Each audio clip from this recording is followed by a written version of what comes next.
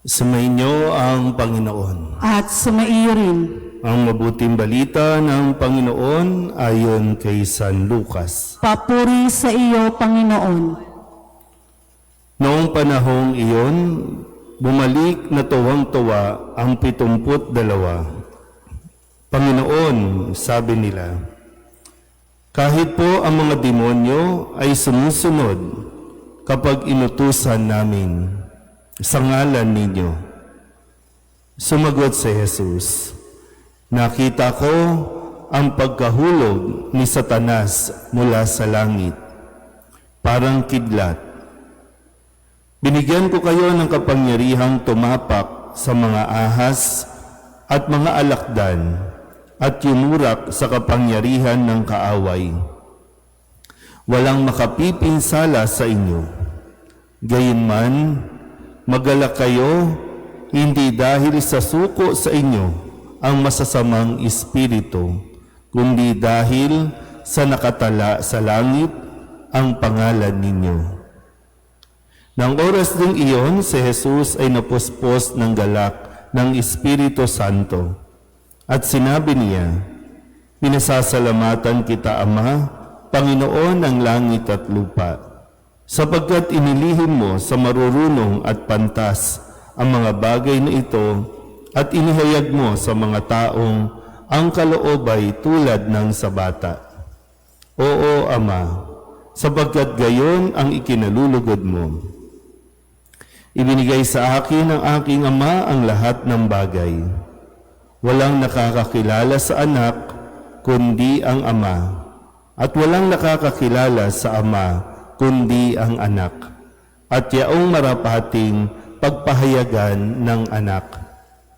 Humarap sa Jesus sa mga alagad at sinabi na di naririnig ng iba, mapalad kayo sapagkat nakita ninyo ang inyong nakikita ngayon.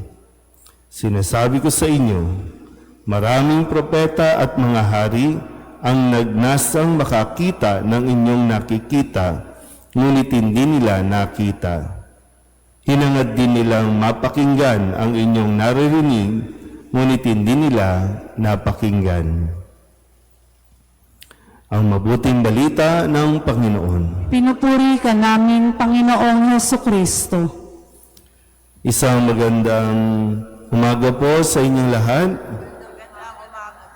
Ngayon po ay Sabado ng ika-26 na linggo ng karaniwang panahon at ating pong ginugunita ang kapisahan ni San Francisco ng Assisi. At nawa sa halimbawa na ipinakita ni San Francisco ay matutunan din natin kung paanong sumunod kay Kristo ng buong kababaang loob at yung pamumuhay sa pinakasimpleng pamamaraan. Nang sa ganon, masigit na magkaroon ng puwang sa ating puso, sa ating buhay, ang mga salita ng ating Panginoong Hesukristo. Atin po munang balikan ang ilan sa mga salita na ibinigay sa atin ni Kristo upang tayo po ay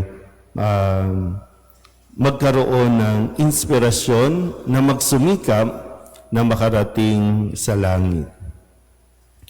Noong Lunes, ang sabi po ni Kristo, tandaan ninyo, makikita ninyong bukas ang langit at ang mga anghel ng Diyos ay manhik manaog sa kinaroroonan ng Ama o ng anak ng tao. Yung pagdiriwang natin ng Arkanghel Michael, Rafael at Gabriel na muli pinapaalala sa atin na mayroong mga anghel na naglilingkod sa Diyos upang tayo po ay gabayan. Noong Martes, ang sabi naman sa atin, sapagkat naparito ang anak ng tao, hindi upang ipahamak ang mga tao, kundi upang iligtas sila. Ito po yung punto na ayaw silang tanggapin sa isang bayan at ninais ng mga alagad na paulanan ng apoy.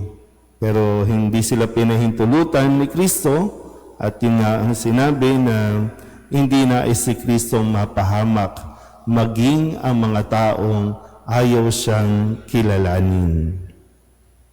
Noong Miyerkules, sa pagtawag ni Jesus sa mga tao na sumunod sa Kanya, may kanya-kanyang dahilan. At sinabi ni Kristo, ang sino mang nag-aararo at palaging lumilingon ay hindi karapat-dapat sa paghahari ng Diyos. Minsan sumusunod tayo kay Kristo, pero balik tayo ng balik sa ating pong pamumuhay na hindi wasto.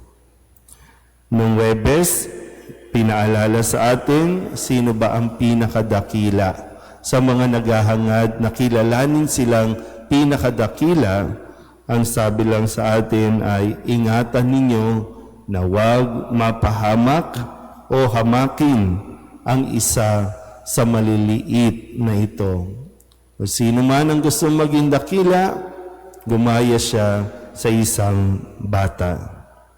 Kahapon, Biyernes, ang sabi naman sa atin, sa araw ng paghuhukom, higit na mabigat ang kaparusahan ninyo. Ito yung sinabing kawawa ka Corazin, Bethsaida, dahil hindi sila nagsisi at tumalikod sa kanilang mga kasalanan sa kabila ng napakaraming biyaya na kanilang naranasan mula kay Kristo. At ngayon, Sabado, ang sabi ni Kristo sa atin, magalak kayo, hindi dahil sa suko sa inyo ang masasamang espiritu, kundi dahil sa nakatala sa langit ang pangalan ninyo. Ang mga alagad sa ating ebanghelyo ay tuwang-tuwang nagbalik matapos silang bigyan ng misyon. Sila po ay nagre-report kay Jesus at yung karanasan nila, napakasaya nila kasi sumusuko maging ang mga demonyo kapag binabanggit nilang sa ngalan ni Jesus. Pero ito nga po, magandang mapaalalahanan tayo na maari tayong magtagumpay. Marami tayong achievements, marami tayong ginagawa, marami tayong activities. O pwede tayong maging successful sa ating mga karir.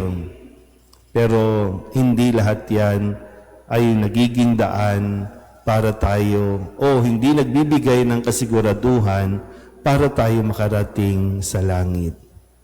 So, lagi pa rin tayo titingin doon sa ito bang ginagawa natin?